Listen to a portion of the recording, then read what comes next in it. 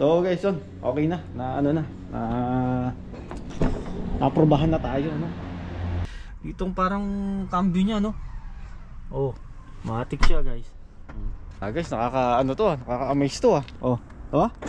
Oh, diba? Guys, good morning. Okay. Good morning guys. So guys, meron kaming ano ngayon, meron kaming lakad ngayon, no? So punta ulit kami ng Vancouver ngayon. At kasi samahan namin si Philip. Ba nabanggit ko sa inyo nung nakaraan, dumating yung family niya. Tapos yun, punta kami ng Vancouver para para i-renew yung passport nung niya, nung anak niya, no? Kasi may expired na raw. So yun, pupunta kami doon sa parang nabanggit niya Philippine Embassy sa dito sa Vancouver, no? So malapit lang naman yun, dito lang yun sa may Canada Place, no? So ngayon on the way kami guys sa sa rent a car na vlog ko rin sa inyo noon dito sa Merhertz, no? So umupa kami ng isang doon, isang van kasi kami 8 dito, no? Kasama yung family nga ni Philip, tapos ito kasama si Junior, tapos kasama namin si Danny, no? So ganun yung ganun yung process. So nagpa-reserve na kami ng sasakyan. Tapos ang presyo ng sasakyan na na kinuha namin, ito pakita ko sa inyo. Yan. So siya guys, nagkakahalaga siya ng actually 177 siya. So syempre may tax pa. So lahat is $201.28 yan, no? Ayan. So ito yung irerenta namin mamaya, no? Siya 7-seater. So pinareserve na namin siya nung isang araw, no? Kasi mas nakatipid kami. Kasi ang regular price niya pagka hindi mo siya pina-reserve ay mga aabot din ng 260 plus, no? So nakatipid kami doon. So ito, on the way na kami. Tapos yun lang naman yung mga requirements, lisensya, tapos credit card, then yung passport mo or kahit anong ID mo rito, no? So yun, yung tatlong requirements lang yun kailangan para makapagrenta ka ng sasakyan dito. Have a nice day. Thank you. Hey. So guys, dito na kami. And actually may dalang maleta si Junel kasi since pauwi na siya next month. Ito dinala na namin para idadrop namin siya sa yung bagahe lang yung bagahe lang idadrop namin sa doon sa tita niya sa Missouri. Ay, wait, I forgot my bottled water. Yeah, you. Thank you. Pre, tara. Yan, na-drop muna namin yung bagahe niya sa may ayun yata pre, natin pre. Ha? Ayun yata. Yan? Parang ayun guys yung upahan namin sa kanya yan. Nakareserba na yan. Pasok ba ka doon? Dito, upo ka rito pre. Ha? Upo ka rito sa loob. Matagal pa? Saglit lang to. Ha? Saglit lang. Upo muna dyan sa loob pre. Ito. So yun nga, na-drop namin siya sa yung bagahe niya sa may Missouri para at least pag pagpunta niya guys sa sa airport wala na siyang dala-dala, no? So guys, yun, okay na naprobahan na tayo, no?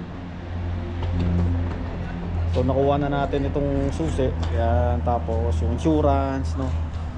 So may binayaran lang tayo na parang security fee, pero ibabalik din nila yun. Pero insurance, natin, kumbaga binayaran natin yun at hiwalay yun, no? So ito yung sasakyan natin ngayon. Yan, no?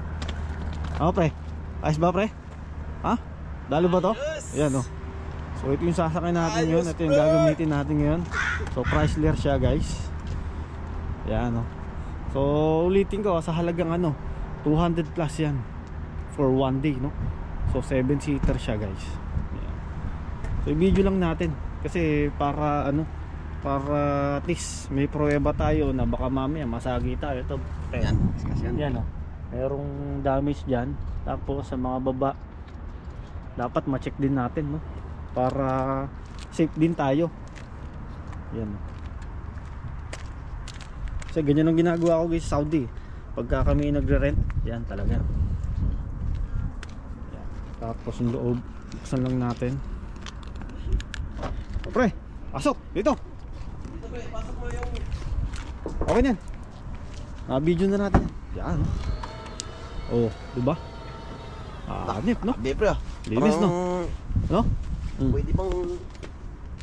Yan guys, Higaan dyan. so ano siya, 7-seater guys. Ano yun natin dito, buksan natin para at least yan. Naku, asan yung ano nito? Parang di yata tayo familiar dito guys ha. Ko. Ay, ito yung ano. Okay ko. So dito siya guys, oh. Dito ang ano niya. Dito ang parang cambio niya, no. Oh, matik siya guys. Bagong bago po. Tapos dito. Ha? Automatic ba to? Oo, pre, o nga pala. Pinipindot lang pala yan, pre. Ha? Pinipindot lang. Eh? Oo. Ayun, no, ito pipindutin mo lang. Saan? Saan ba to? Wala akong ano dito eh. Ah, sige, ano na lang. Ba, oh. Oh, sige. Yan. Saan pa, pre? Boss pa yan. Okay. Uy. Pakakaano to sa kanya to. Ayan. Ayan. Tapos yung pagbukas pa lang to, pre, pinipindot lang pala, pre. Ha? Ito. Ayan, oh. Pinipindot lang, pre. Pinipindot lang, pindutin mo lang. Yung... Ito. Yan, pipindutin. Pipindutin lang. Oo. Tapos dun sa kabila rin, pre. Pipindutin. Oh, ito mo, ito mo. Oh, di ba? Oh, pati sa kabila rin. Oh, sa kabila, pre, bubuksan ko ha. Pipindutin lang. Guys, nakaka-ano to ah, nakaka-amaze to ah. Oh, di ba? Oh. Di ba? Guys, nakaka-ano to ah, nakaka-amaze to ah. Oh, di ba? Oh. Di ba? Ito naman, pre. Ay, hindi na yata to. Oh, yan, yung ano lang, pre. Itong sa passenger, yan. Oh, Ayos. linis oh. Di ba? Ano? Ano mo, pre? Ano automatic yan? Oh. Di ba? Ay, ito na guys. Ito, ano na kami? On the way muna kami kay ano? Kay Danny at pupuntahan namin siya. Tapos aralin ko muna ito kung paano to ano. Kung paano to manehohin. At hindi tayo medyo familiar sa ano na to. Sa sasakyan na to, no? No, kailangan muna nating i-familiarize ba, no? Ito na guys. So guys, to on the way na rin kami. Yan, no? Matik pala tong sasakyan na to guys, oh. Grabe. Ngayon lang ako nakahawak ng gantong ano, automatic ba? Ito, on the way kami guys kila ano, kila Danny, no? So dito muna namin siya, tapos yun, puntahan namin sila ano, puntahan namin sila Philip, no? Yes. Guys, ito, pick upin na namin si Danny.